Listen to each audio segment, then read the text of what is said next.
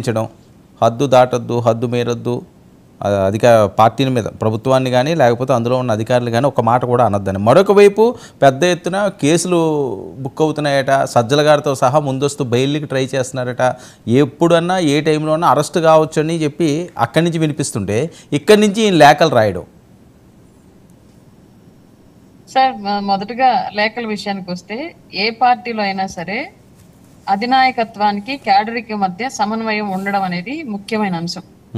అధినాయకత్వం పూర్తిగా ఇవాళ మనకి ప్రజలు మనల్ని నమ్మి మ్యాండేట్ ఇచ్చారు భారీగా. ఈ నమ్మకాన్ని మనం నిలబెట్టుకోవాలంటే ఖచ్చితంగా ప్రభుత్వ పనితీరు అనేది ప్రజల్లోకి వెళ్లేలాగా మనం అంత పాజిటివ్ రెస్పాన్స్ వచ్చేలాగా చేసి తీరాల్సిందే. అంత చెయ్యాలి అంటే మనకు ప్రతి శాఖ మీద పట్టుండాలి.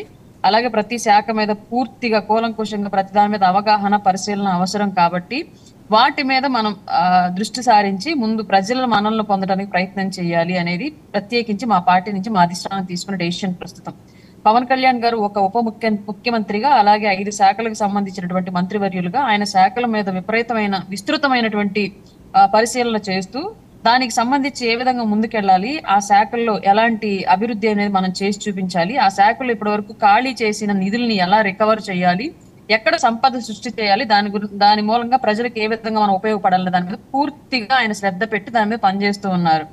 ఈ విషయం అట్లా ఉంటే కింది స్థాయిలో క్యాడర్ కొంతమంది, అందరని నేను అనను, గతంలో ఏదైతే ఒక రెవల్యూషనరీ భావజాలంతో వెళ్ళామో అట్లాంటి భావజాలం అధికారంలోకి వచ్చిన నెల రోజుల్లోనే మనం ఇది చెప్పాము, ఇది చెయ్యాలి, ఇలా అనుకున్నాం, ఇలా జరగాలి అంటే ముందు అసలు ఒక ఉద్యోగి తన స్థాన చలనం జరిగితే ఇంకొక కొత్త ఉద్యోగి వస్తేనే ఆ వర్క్ మీద అవగాహన పెంచుకోవడానికి చాలా టైం పట్టింది. ఒక ఉద్యోగి, ఒక శాఖ, ఒక సీటు, ఒక జాబ్ మీద.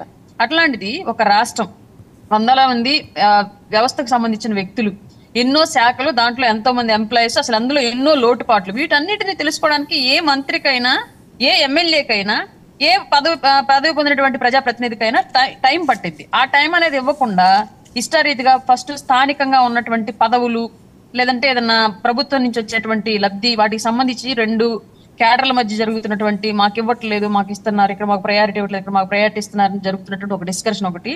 రెండోది క్వశ్చన్ చేయడం అనమాట. పలానా మినిస్టరు వెంటనే స్పందించాలి, జరగలేదు, పలానా ఎమ్మెల్యే వెంటనే స్పందించాలి, జరగలేదు. అసలు వచ్చి నెల రోజులే, అక్కడ ఏం జరుగుతోంది, ఏం జరిగింది అనేది తెలుసుకోవడానికి టైం పడుతుంది. దీన్ని జగన్మోహన్ రెడ్డి గారి క్యాడర్ ఒక విషయంలో మెచ్చుకోవాలి సార్. మనం చివర అతను పతనం అవుతున్నాడు అని తెలుసుకున్నప్పటికీ కూడా ఇదిగో నువ్వు ఈ సంఘటన వల్ల పతనం అవుతున్నావు, ఖచ్చితంగా దీన్ని మార్చుకొని చెప్పలే. వాళ్ళు ఆయన ఏది చేస్తే దానికి మద్దతు ఇచ్చారు. అతను అంత నెగిటివ్ వేలో వెళ్తున్నప్పుడు కూడా మద్దతు ఇచ్చిన క్యాడర్ వాళ్ళది. ఇంత పాజిటివ్ వేలో మద్దతు ఇస్తున్నప్పుడు, ప్రజల కోసం కష్టపడి పనిచేస్తున్నప్పుడు దాన్ని అర్థం చేసుకోకుండా మనకు అనుకూలంగా పనిచేయాలి, ఇన్స్టెంట్ భావజాలం లాగా ఇన్స్టెంట్ గా రెస్పాన్స్ అనేది కనిపించాలి, ఇప్పుడు జరిగితే ఇప్పుడే దానికి వెంటనే ఏదైనా ఇమీడియట్ గా చేసేయాలి అని చెప్పేసి అటువంటి ఒక విధానంగా మాట్లాడడం అనేది తప్పు అని చెప్పేసి ఫస్ట్ లోనే సరి చేయకపోతే అది ఇంకా ఉండంగా విస్తృతంగా అట్లాంటి భావజాలం అనేది పెరిగితే ఖచ్చితంగా ఇబ్బందులు ఎదురవుతాయి. కాబట్టి భవిష్యత్తులో డెఫినెట్ గా అధిష్టానంతో కోఆర్డినేట్ అయినటువంటి వ్యక్తిత్వాలే ఉండాలి పార్టీకి సంబంధించి ఏదైనా సరే అని చెప్పేసి క్లియర్ గా చెప్పడం జరిగింది. రెండోది, ఇంకోటి ఏదో అడిగారు, కేసుల విషయం అన్నారు మీరు. మేము చెప్పాం సార్, 30 ఏళ్ళు వాళ్లే అధికారంలో ఉంటారు అనుకునే ఒక పిచ్చి అపోహలో ఉండి ఇష్టారీతిగా ప్రతి శాఖలో దారుణంగా అక్రమాలకు తెగబడ్డారు వైసీపీ వాళ్ళు. అలాగే రాష్ట్రంలో ఏది ఎక్కడ తాకట్టు పెట్టారు, ఎంత తాకట్టు పెట్టారని తెలుసుకోవడానికి ఇప్పుడున్న ప్రభుత్వానికి, ఎన్డీఏ ప్రభుత్వానికి జుట్టు తల బొప్పి కట్టేస్తుంది.